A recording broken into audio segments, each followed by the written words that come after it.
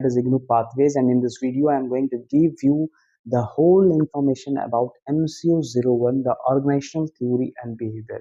ये पेपर आपका एमकॉम के इतिहास में सबसे फर्स्ट है और फर्स्ट सेमेस्टर में ये सबसे पहला पेपर होता है, फर्स्ट ईयर में सबसे पहला पेपर होता है। जो भी बच्चे एमकॉम का सफर तय करते हैं उसमें सबसे पहला पेपर ये होता है। तो इस पेपर को काफी ध्यान से समझना है। इस पेपर के क्या इंपॉर्टेंट क्वेश्चन बन सकते हैं, कैसे कौन कौन से कंटेंट होते हैं, सब चीज हम लोग इस वीडियो में डिस्कस करेंगे। सो सबसे पहले welcome back to my channel that is IGNOU pathways, and in this video मैं आपको क्या क्या देने जा रहा हूँ। मैं आपको कंटेंट बताऊंगा कि पूरे इस सब्जेक्ट में आपको क्या क्या पढ़ना है, कितने ब्लॉक्स में चैप्टर है, कौन कौन से यूनिट में है, कौन सा यूनिट काफी इंपॉर्टेंट होता है। और इसके जस्ट बाद मैं एक वीडियो दूंगा आपको इम्पॉर्टेंट क्वेश्चंस का, जो मैं हमेशा से देते आया हूँ। और मैं इस बार जो भी बच्चे न्यू एनरोल हुए हैं, जिनको काफ़ी कॉम्प्लिकेशन फेस करना पड़ रहा है, उनके लिए मैं आंसर राइटिंग वाली वीडियो भी लेके आऊँगा और ट्यूटोरियल वीडियोस भी दूंगा। क्योंकि जैसा आप रिव्यू वीडियोस में हमारा देख रहे हैं कि हमारा जो चैनल है किस तरीके से ऑथेंटिक इंफॉर्मेशन के जरिए एक डिस्टेंस लर्निंग का पाथ को काफ़ी इफेक्टिव बनाया हुआ है, उसी डिस्टेंस लर्निंग के हेल्प से और उसी पाथ से आपके डिस्टेंस लर्निंग के सफ़र को हम लोग ईजी करेंगे।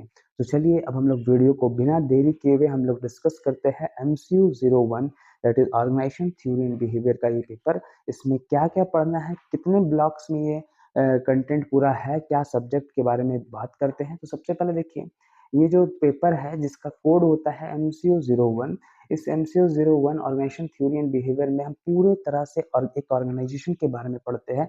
क्योंकि इस ऑर्गेनाइजेशन के बारे में हम लोग पढ़ने से हमें ऑर्गेनाइजेशन के ऑब्जेक्टिव्स के साथ साथ इंडिविजुअल ऑब्जेक्टिव, सोशल ऑब्जेक्टिव और ऑर्गेनाइजेशन ऑब्जेक्टिव के बारे में अच्छे से डिटेल इंफॉर्मेशन हम लोग क्रिएट कर पाते हैं। ऑर्गेनाइजेशन का ऑब्जेक्टिव होता है प्रॉफिट, सर्वाइवल एंड ग्रोथ। तो सर्वाइवल क्या होता है, प्रॉफिट क्या होता है, ग्रोथ क्या होता है, कैसे हम एम्प्लॉयज के बारे में समझ पाएंगे, एम्प्लॉयर का और एम्प्लॉयज का कैसा ग्रोथ पैटर्न है, किस तरह से कोई भी एम्प्लॉयज ग्रो करता है, किस तरह से एम्प्लॉयर ग्रो करता है और किस तरह से ये पूरा ऑर्गेनाइजेशन एक ग्रुप वर्क और एक टीम वर्क से एक ऑथेंटिक स्टेज तक और एक पीक तक कैसे पहुंच पाता है, उस बारे में ये पूरा सब्जेक्ट है।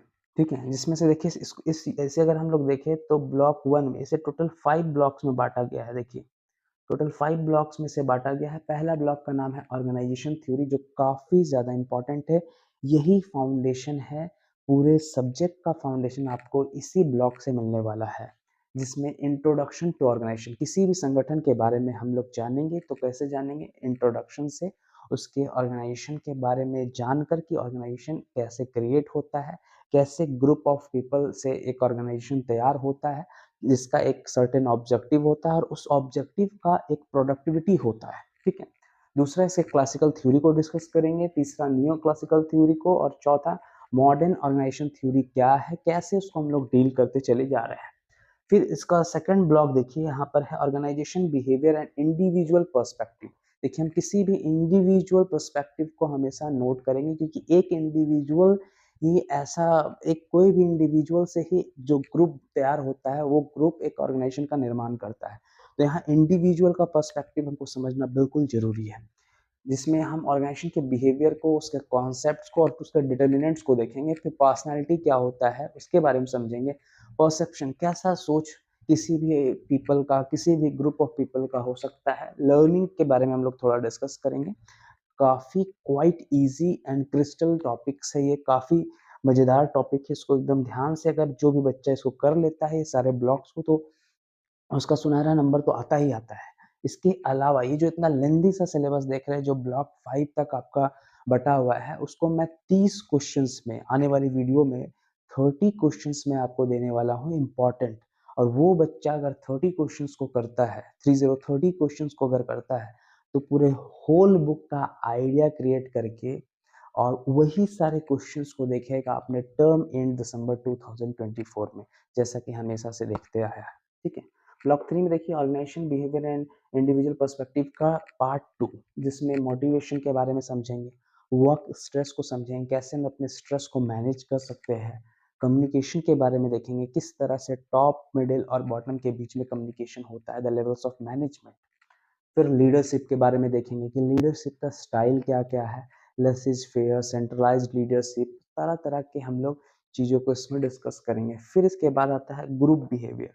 ब्लॉक 4 बात करता है ग्रुप बिहेवियर में कि एक इंडिविजुअल के बारे में हम लोग जान गए, अब वो उसको हम लोग देखेंगे कि ग्रुप में उसको किस तरीके से देखा जा रहा है, कैसा उसका ग्रुप का बिहेवियर क्रिएट होता है, ग्रुप के डायनेमिक्स क्या होते हैं, टीम को कैसा डेवलप किया जाता है। There are certain branches and there are certain department in an organisation, whether it is a bank, whether it is a company, whatever it is, okay.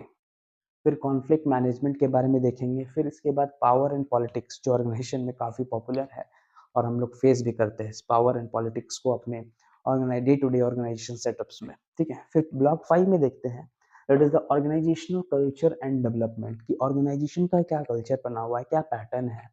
फिर ऑर्गेनाइजेशनल चेंजेस क्या होते हैं, क्या क्या बदलाव हमें लाने की ज़रूरत होती है और किस तरह से हम डेवलप कर सकते हैं, और क्या क्या इनोवेशन एंड क्रिएटिविटी को हम लोग रखते हैं किसी भी ऑर्गेनाइजेशन में। ये बेसिकली जो मैं 5 ब्लॉक्स में कैटेगरीज को बांटा हूँ, पूरे सब्जेक्ट को बांटा हूँ, ये आपका एक रोड मैप तैयार करता है जिससे आप 100 में 100 मार्क्स ला सकते हैं, स्कोर कर सकते हैं। जी हाँ, हमारे बच्चे स्कोर किए हैं 98 मार्क्स तक, अभी हाईएस्ट हमारा गया है इग्नू पाथवेज के द्वारा।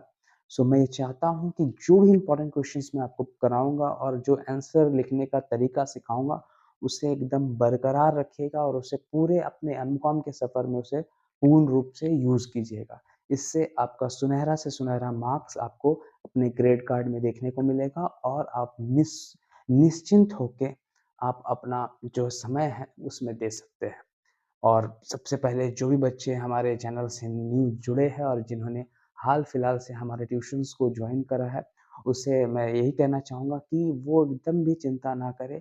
जैसा कि टर्म इन जून बीता था, वैसा ही टर्म इन दिसंबर 2024 भी बीतेगा और आने वाले हर एग्ज़ाम्स के लिए हम प्रिपेयर हमेशा से रहेंगे। सो अगर आपको ये वीडियो पसंद आया तो आप इसे लाइक करें, शेयर करें और सब्सक्राइब करें। और हम लोग नेक्स्ट वीडियो में देखेंगे MCQ 01 के कुछ इंपॉर्टेंट क्वेश्चंस जो आपको टर्म एंड दिसंबर 2024 में काफ़ी इंपॉर्टेंट देखने को मिले।